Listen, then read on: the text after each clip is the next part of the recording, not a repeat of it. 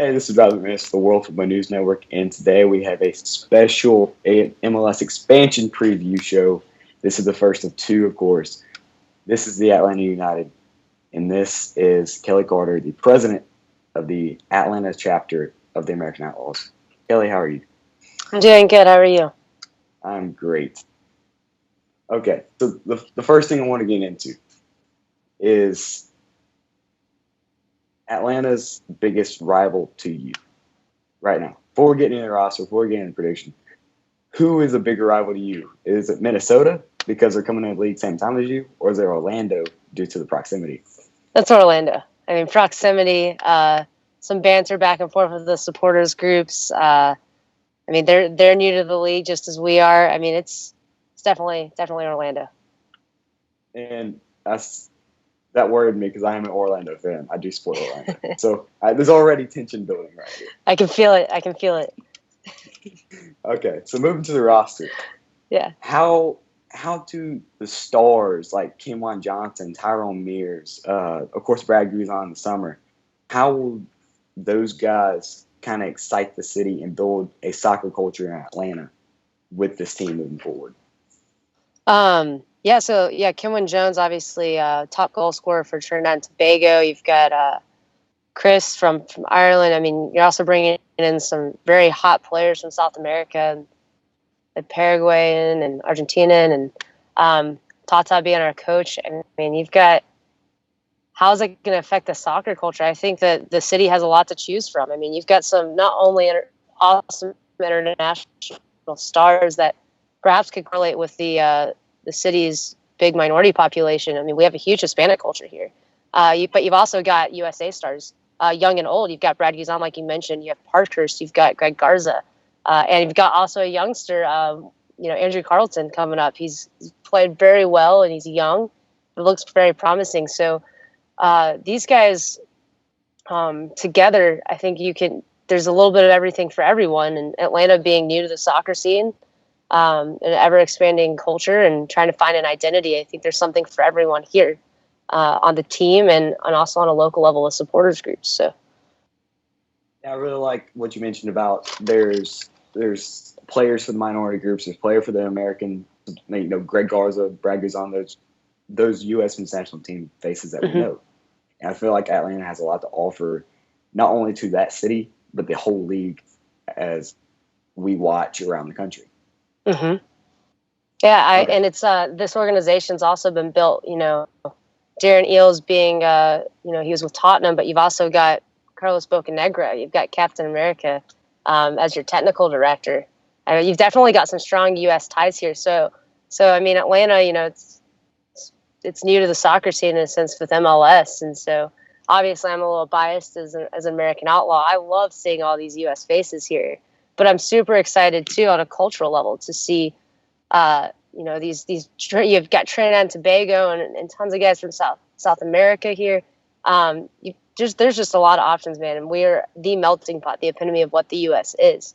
Atlanta has definitely got something for everyone, and I just my hats off to the front office for what they've accomplished in the past few years, and I'm so excited. I'm here in Chattanooga today to see these guys for the first time, and it's cool just to be right in our backyard in Chattanooga.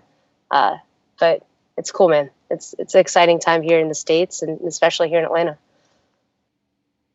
Okay, so the one thing with Atlanta United, they are of course an expansion team. They've never played a game to date. This will be the first one today, and this is of course February 11th, 2017. The overall roster looks and feels complete to me, but depth is a concern. It always is a concern with these expansion teams that haven't exactly filled out their rosters yet. So what's your biggest question mark with this team? I want to know what our style is going to be. I mean, you've got some experienced MLSers along with South American hotshots and a little bit of European internationalism, and you've got a coach that has coached Barcelona and the Argentinian national team. I just want to see what our playing style is going to be like. I mean, depth is also a concern, and I don't think lack of talent or ability is a question. We've definitely signed some big guys and some big names that have produced on big levels. But I want to know what our identity is on the field, what formations we're going to go with, what kind of style of play we're going to go with. And like you were saying, there are lack of depth is huge for us. We have a plethora of midfielders, but defensively, we have a good starting 4 or 3. Who knows what we go with? But injuries always happen. Unexpected happens. We'll see. I want to see what we are. Are we an attack mentality? Are we gonna false nine? Like, what are we doing? I'm excited. I want to see it. But that's my concern. Is that's the big question mark right now. Who are we on the field? And that's just going to come with time, as it does for most teams. I'm sorry? And that's going to come with time, as it does with most teams. Absolutely, absolutely. Okay, so what do you think some of the biggest surprise from Atlanta? Do you think they're going to come out the gate firing? Do you think they're going to start off slow and maybe build up steam? What do you think is going to happen to this Atlanta team? Man, I don't want to be too optimistic. I mean, Atlanta sports teams, the history, right? I mean, I don't want to mention what happened. We're not going to mention that. So I don't want to get my hopes up, all right? But if I just looked at it black and white and took out Atlanta sports teams, and I'm looking at this, we've got a very strong attack. I mean, Kim Wynn-Jones was a huge signing for us. Again, these young international players coming into MLS, they've got something to prove. I'll be honest, MLS is not the first time that expansion teams or any team in MLS has looked at South America or Central America for stars. Sometimes it's worked out well, sometimes it hasn't. So optimistic me wants to say I think we come out very strong on the attack, maybe shaky on the defense. But I don't want to be too optimistic, so I'm going to stop there. But I do think I don't think a 4-3-3 is out of the question. Who knows? We'll see. Yeah, who knows? And you'll get to find out today. I will. I'm excited. I'm not going to lie. I might lose it if Andrew Carleton not only starts MLS first debut MLS, comes out and scores a goal. I might just lose it. I might die here in Chattanooga. So we'll see. For those who don't know, and me too, because preseason MLS is not really my thing right now. I've been focused on other endeavors. But who are they playing today? Who they're playing? They're playing Chattanooga Football Club, CFC. They're in the 4th tier, so National Premier Soccer League. Chattanooga is interesting for a few reasons. Obviously, Chattanooga is not big. I mean, they're not trying to be MLS. They're not even advocates for promotion relegation, to be honest. They have a really cool thing here, though. Their attendance numbers here surpass some USL and NASL teams. They've got something very, very special here. And they've built a soccer culture that's absolutely grassroots. Not too long ago, Stuart Holden, Brian Ching, Landon Donovan came here with a local nonprofit, and we're talking to some of the guys, asking CFC, like, how have you built this culture? How have you guys been this successful as a small city in Tennessee? I mean, fourth largest city in Tennessee, but I mean, it's small, man. It's only 100,000 people in its metro area. So there's something special. And so not only that, but the U.S. was here a week ago for, a Camp Cup against Jamaica, a Camp Cupcake game, a friendly, and also a win. How does a small town in the southeast in Tennessee not only pull a USA game off, a men's game on that matter, and they played on turf, but how are they also getting the attention of Arthur Blank and MLS teams? And I think it's really, really exciting to see this. Switching gears a little bit from the team to the venue that hosts the team. Okay. How do you think the dynamic of the crowd will change as they switch from Bobby Dodd to the new Mercedes-Benz Stadium about mid-season? How do I think the dynamic will change from switching from Bobby Dodd to the Mercedes-Benz Stadium? It's a good question. So Atlanta United, as you know, has sold over 27,000 season tickets. It's a new MLS record. It's beating Seattle. And again, Atlanta's not known for its sports. So that's big. That's huge.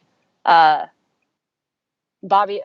these tickets were sold originally. When I bought my season tickets, my understanding was 19 home games and a brand new Mercedes-Benz Stadium. That's, heat and cooling systems for, the games in the element, and a nice facility with the family-friendly pricing of food. So when they announced that the stadium was delayed and put in Bobby Dodd, I personally was concerned with the Bobby Dodd's an outside venue. It's grass. It's a college. It's a little different, and I live in the downtown area. They're in two very different spots in Atlanta. And so I was concerned that people were going to give up their season tickets because half of the games that they're paying for are not going to be at Mercedes-Benz Stadium. But that's not the case. In fact, my connections in the front office are telling me that they really didn't see any change. And Arthur Blank even gave vouchers for discounted prices on jerseys and some food vouchers, and we're saying, we apologize that up front, when we sold these 1 or 2 years ago, that they were that we didn't follow through with this. Here's something back to the community, please. We want you to stay. We care about the community here moving forward. So it's really cool to see the club connect on a bigger level with the fans, and really appreciate that. But to answer your question, the dynamic, I think it's just going to get stronger. I mean, all of us in supporters groups here are counting down the days till July 30th when we play your team. I mean, we are counting down the days. We are so excited. We want to make some noise in MLS, and so I think the atmosphere just gets stronger. I think that it's gonna. I mean, Bobby Dodd, we're gonna figure it out. We're gonna get the chanting down. We're gonna get a good relationship is already in place with the front office, but it's just gonna be strengthened, and we're ready for you on game day. I'm excited. So I think you're in for a trip, man. And the thing with that, that's one of the only games I'm okay with the draw, because that's opening day for you guys in the Mercedes-Benz Stadium. Yeah, I'm Atlanta. Atlanta has I have a soft spot for that team because they are relatively new. They have a lot of big players coming in. And it's I want them to succeed for the good of MLS. Now, do I want them to beat Orlando? Of course not. I mean, you were there just not too long ago, man. I mean, you signed big names too. You had Kaká, Breck Shea. You got these guys. I mean, similar, right? You got a big international face and also a big domestic face. So it's cool to see. And you guys are getting your own stadium. Sense of community. And I know you guys have supporters groups down there like Ruckus and Iron Lion Firm who've done a good job at building community. And so we're right there with you guys, and we're trying to do the same thing too, build a sense of community and empower these supporters groups to do more than just soccer, and really get a sense of ownership of our city and our team. So I know what you're saying, man. I know what you're saying. You got to own the color maroon. Maroon gold, two colors. Maroon? I don't know, man. This isn't maroon. This is red. This is. That's a solid red.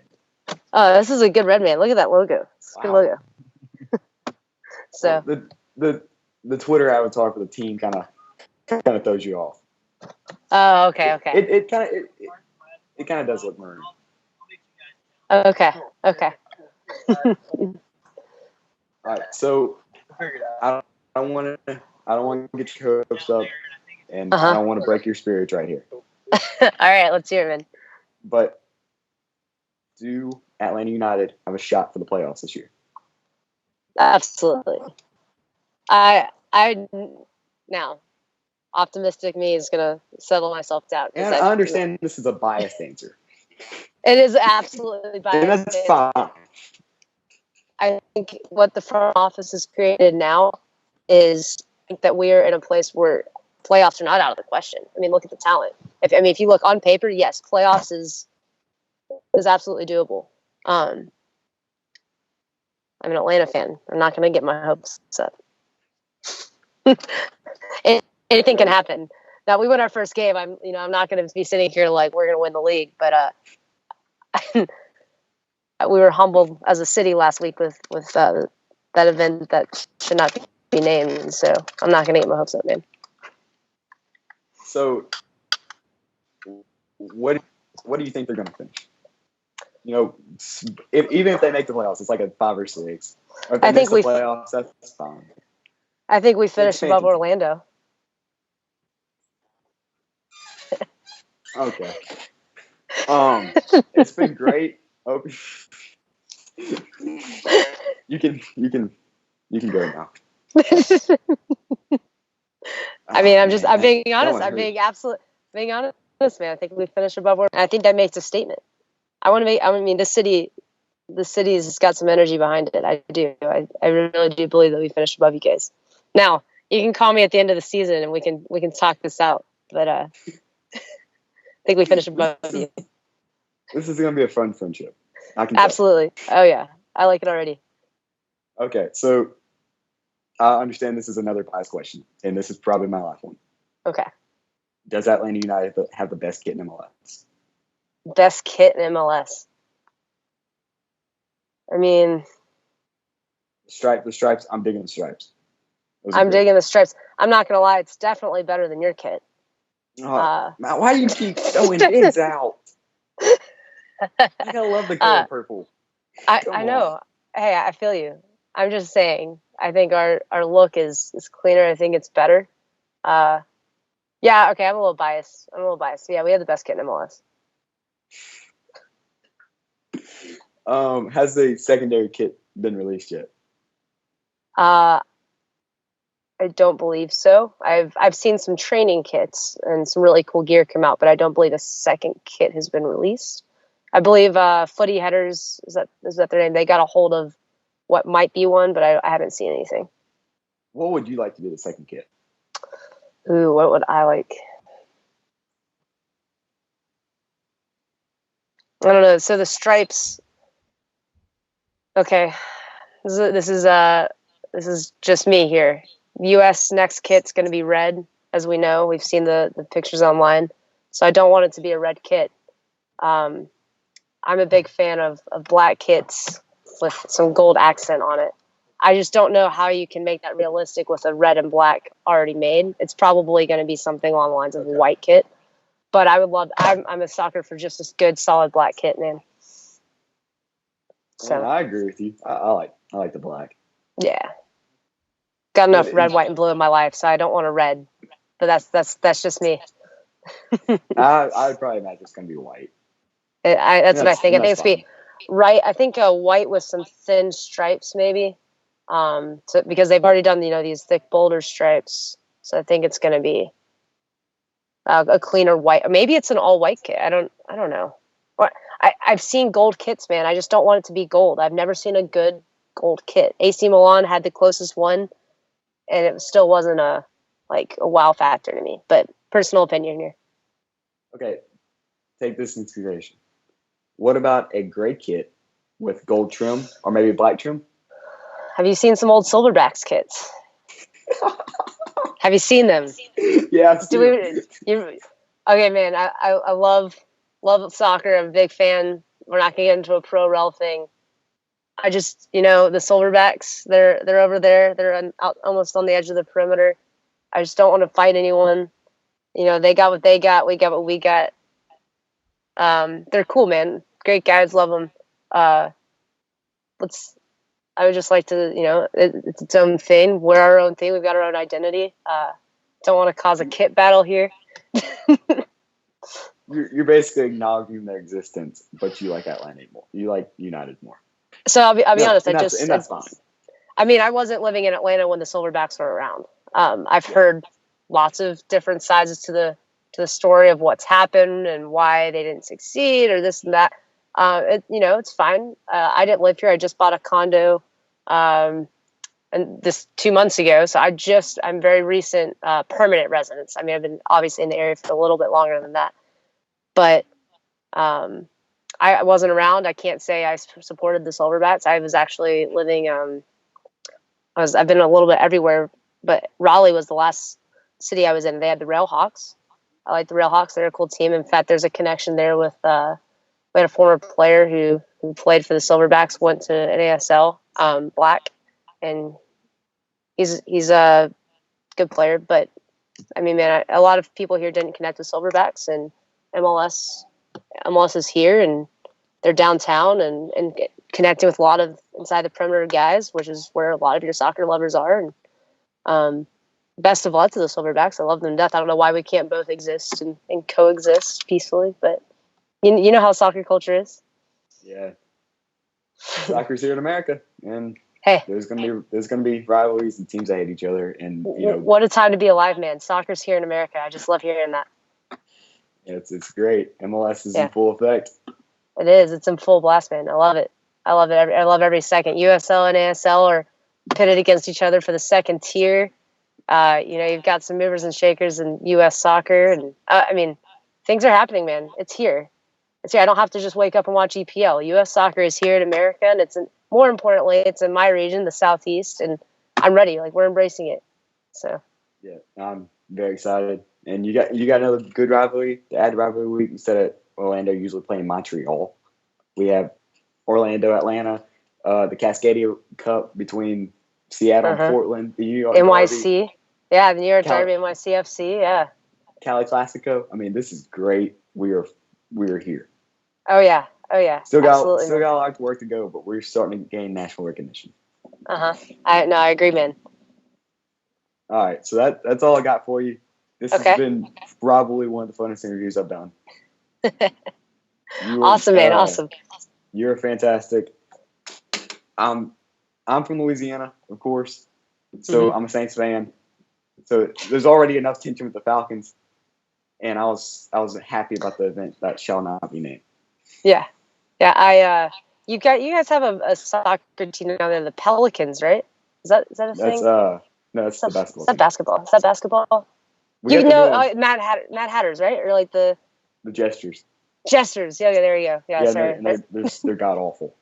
But we're gonna get there one day. Hey, MLS to New Orleans sounds like bourbon. It sounds like death, to be honest. I'm gonna die. It sounds like a party that's gonna end in a very bad way. Yeah, I mean, I was there. Abby Wambach's last game, December 17th. Bourbon Street watch out, drops the mic. One of the best nights of my life, man. But Bourbon Street tried to kill me via soccer. Okay, I don't need that on a consistent basis. Yeah, it's Bourbon Street.